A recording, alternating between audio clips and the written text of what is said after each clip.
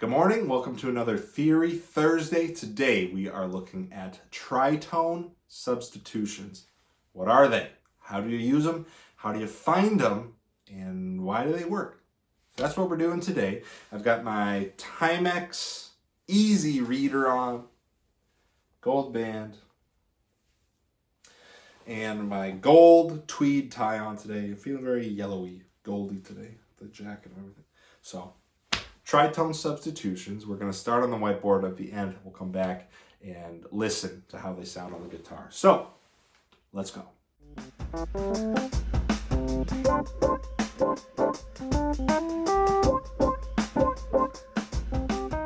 Good morning, everyone. Welcome to another Theory Thursday. Today, we are going over tritone subs, short for substitutions. Okay, first of all, let's recap. What is a tritone? It's an interval that is 6 half steps. Okay, so we talked about this in the dominant chords. The tritone is an interval that's really dissonant. It's the most dissonant you can get. It's really crunchy. It's what drives a dominant 7 chord. It drives your ear to want it to resolve somewhere. That's why it's so good at leading places. Okay, so let's just put the keyboard up here.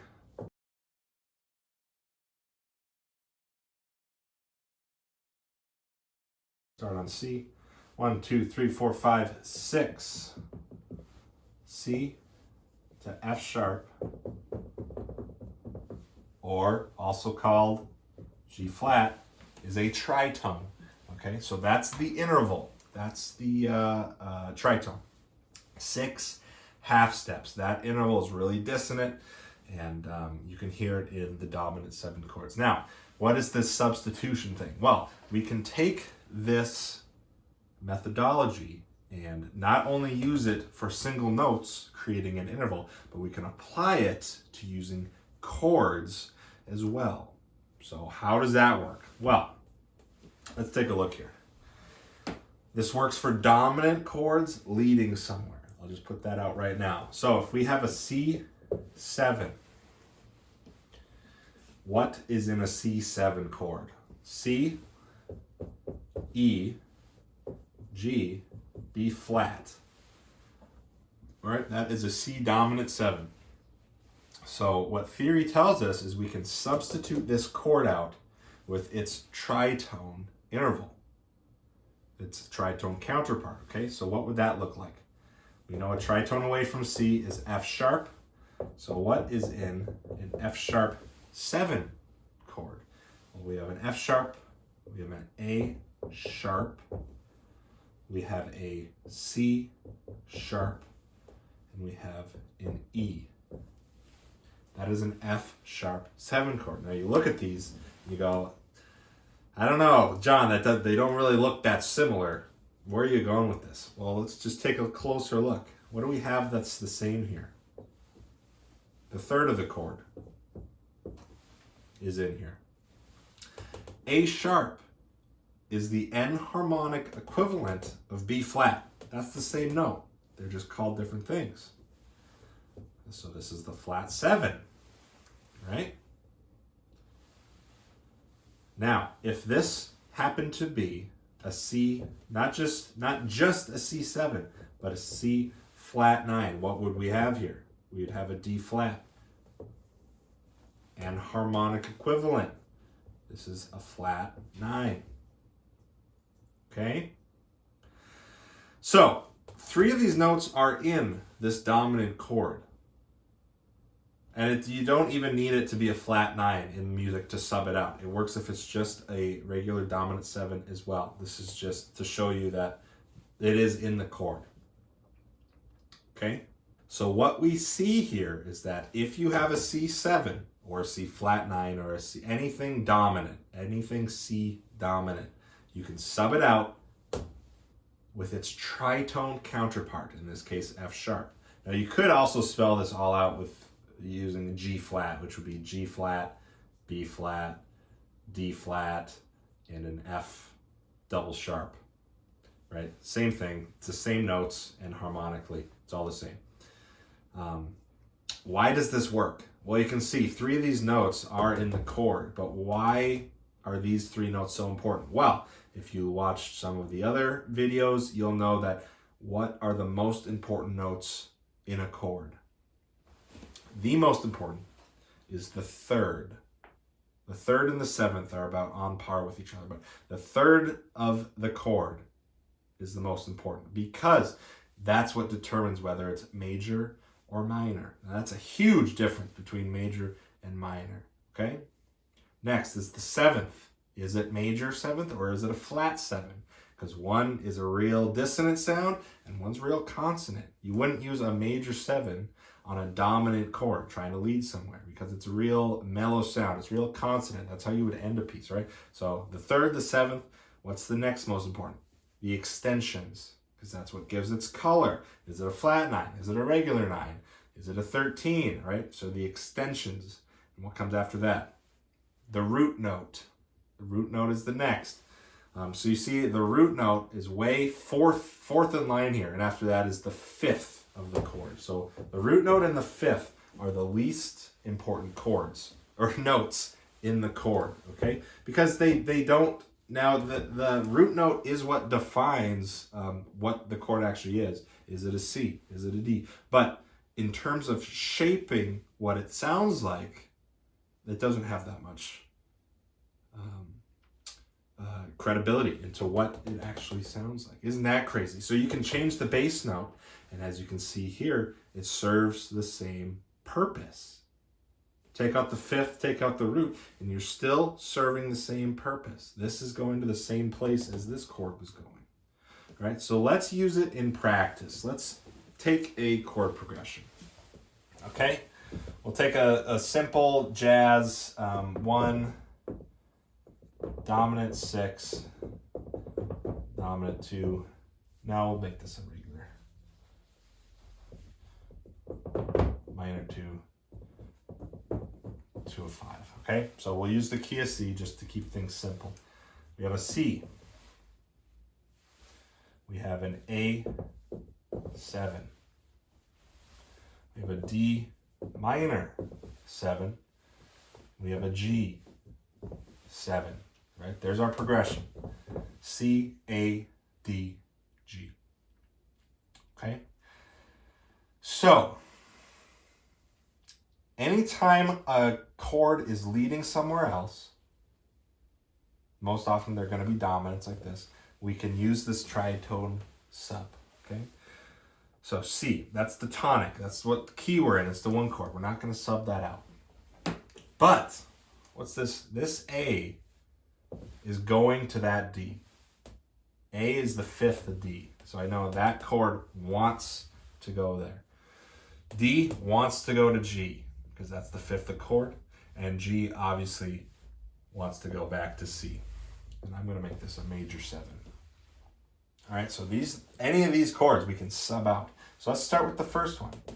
A7. What's the tritone away from A7? We'll take an A. And the easy way I do it is I just know my 5ths by heart. That's easy if you memorize the circle of 5ths. Okay, so what's a 5th away from E? And then you minus 1 half step down. So what's a 5th away from A? It's E. So what's 1 half step down from E? E flat. Okay, E flat 7. And the rest we can keep the same if we want. All right, let's do this one. C's going to stay the same. We'll keep the E flat 7. So what's a tritone away from D? Well, here's the trick. What's the 5th? 5th away from D is A. 1 half step down. A flat 7. G7. One more to go if we wanted to. C. We'll keep the E flat. We'll keep the A flat. Tritone away from G. What's the 5th? D. 1 down.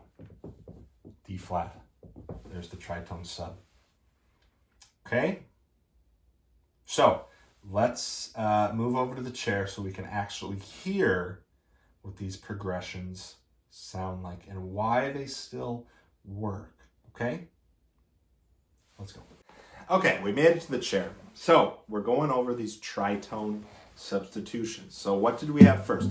First, I'll play the regular progression we had, which was C major 7, A dominant 7, D minor 7, and a G7. So that's a 1, major 6, dominant 7, minor 2, 7, dominant 5, 7.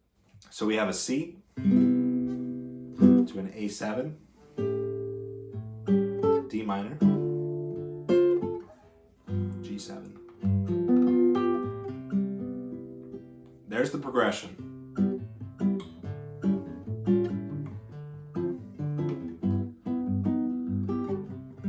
Okay, so let's do our first tritone sub. What we had was C major 7 is going to stay the same throughout all these. Next chord was an A7. The tritone sub is E flat 7. So instead of playing A7, I'm going to play E flat. I'm going to add a 9 just because I like the way it sounds. But it's an E flat dominant chord. Okay? So let's see what it sounds like. I'm going to play C major 7. I'm going to play E flat dominant 7, and then the rest is going to be the same. D minor, G. Okay? C, E flat, D, G.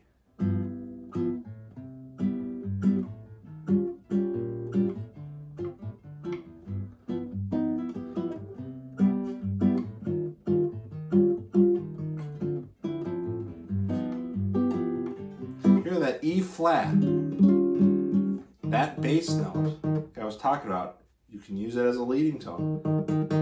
Wants to go into that D. And that's why the tritone sub works so well, because the A7, A dominant 7, wants to go to a D chord, right? That's the 5th away. So we'll take all of those shell notes, what we call them, the 3rd, the 7, well, we're going to put in a flat 9. And on top of all that, I'm going to take out the A. I'm going to replace it with an E flat, which also wants to go down. So everything wants to resolve to that D minor 7. So that's why it works. One more time. C, E flat, D, G.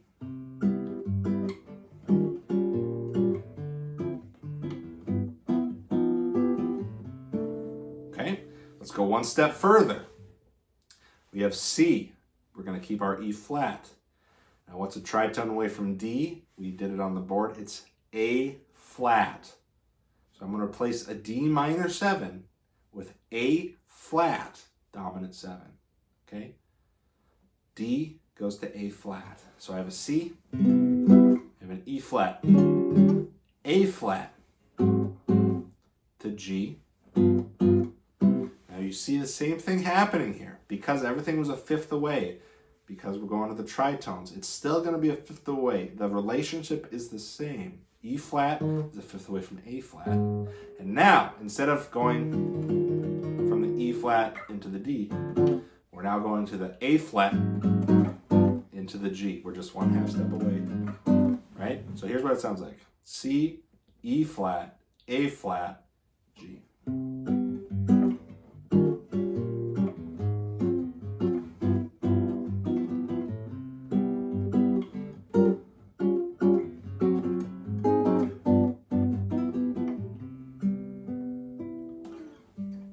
Okay, we have one more to go here. The last note, G, or last chord, G.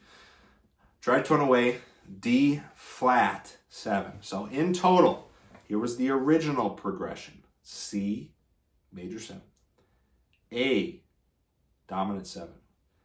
D, minor 7. G, dominant 7.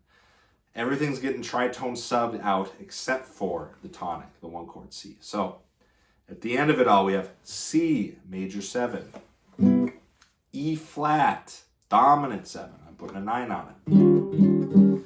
A flat 7.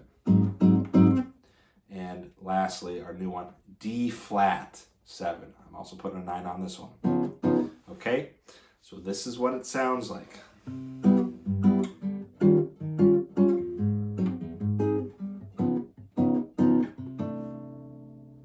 So it's the tritone, it just makes it so it's one step away from the next chord. And then if you keep swapping them out, it just becomes fifths away like we've seen. So we have C, E flat, A flat, D flat. It also works soloing as well. So if you were playing with a band or anything, here's the original progression: C, A, D, G, C, A, D, G, back to C. Okay, now I'm going to sub out all the chords. So I'm going to go C, E flat, A flat,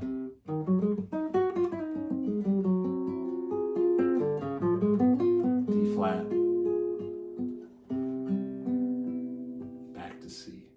So that's the power of the tritone substitution. It's a lot of information, but it's really powerful. So anytime you see a dominant chord leading somewhere, might be worth trying out. Find out what the tritone away is and try subbing it out. So that's all I got today. Hopefully you have a great day. Hopefully you learned a little something, and we'll see you next time. Thanks.